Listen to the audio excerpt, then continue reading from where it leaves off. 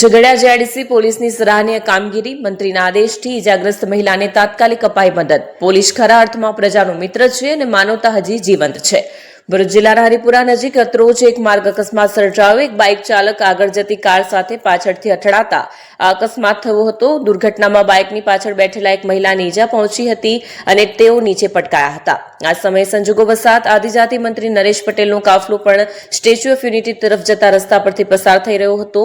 મંત્રી નરેશ પટેલની નજર અકસ્માત પર પડતા જ તેમણે તાત્કાલિક પોતાનો કાફલો રોકાવ્યો અને માનવતાનું ઉત્તમ ઉદાહરણ પૂરું પાડતા મંત્રીએ તેમના પેટ્રોલિંગમાં રહેલી પોલીસ વાન દ્વારા ઇજાગ્રસ્ત મહિલાને તાત્કાલિક હોસ્પિટલ પહોંચાડવાનો આદેશ આપ્યો. આદેશ મળતાની સાથે ઝઘડિયા જેઆઈડીસી પોલીસ સ્ટેશનના જવાના રાકેશભાઈ અને નરેન્દ્રભાઈ તરત જ ઇજાગ્રસ્ત મહિલાને પોલીસ વાનમાં બેસાડીને ઉમરલા સરકારી હોસ્પિટલ ખાતે સારવાર માટે ખસેડ્યા હતા.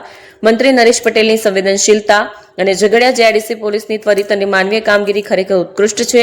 પોલીસે કાયદો અને વ્યવસ્થા જાળવવાની સાથે સાથે માનવતાનો ફરજ નિભાવીને ફરી એકવાર સાબિત કર્યું છે કે પોલીસ એ ખરા અર્થમાં પ્રજાનો મિત્ર છે.